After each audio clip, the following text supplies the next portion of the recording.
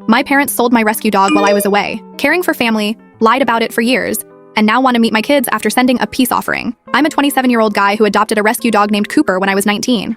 At that time, I still lived with my parents in their suburban home.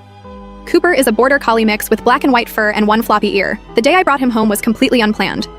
I had gone to the local animal shelter just to donate some old blankets, but when I walked through the kennels, Cooper and I locked eyes. The shelter staff told me he had been found wandering near the highway, skinny and scared. When I brought Cooper home that evening, my parents were not pleased. They stood in the doorway with their arms crossed as I walked in with Cooper on a makeshift leash. My father immediately pointed to the door and said, "Take it back." My mother shook her head and walked away without a word.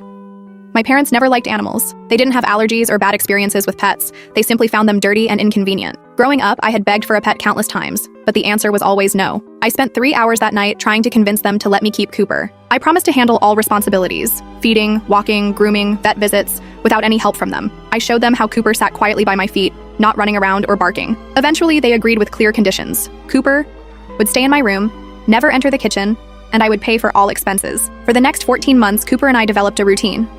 I woke up at 5:30 a.m. every day to walk him before work. During my lunch break, I drove home to let him out again.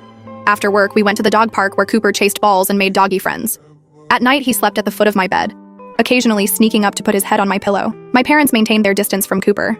If he entered a room they were in, they would leave. When Cooper approached them wagging his tail, they stepped away. I watched their reactions and stopped trying to make them interact with him. Cooper seemed to understand and eventually stopped seeking their attention. 8 months after adopting Cooper, I got word that my grandfather brother, who I was close to after my grandfather passed away, had fallen ill. He is no longer with us. He lived in Montana, a 16-hour drive from our home in Oregon.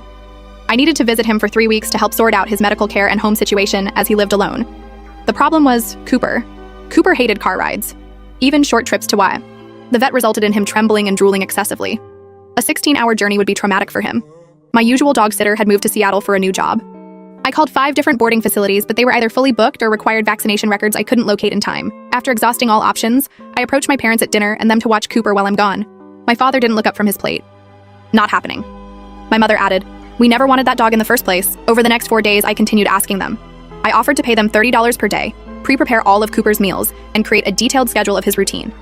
I reminded them that I had never asked them for any help with Cooper before. Finally, 2 days before my departure, my mother relented. "Fine, but this is the only time." I created a binder with Cooper's schedule and feeding instructions. I demonstrated how to secure his harness properly and which commands he knew. I arranged the basement with his bed, toys, and familiar blankets, so he would disturb them less. For the first week in Montana, I called home daily to check on Cooper.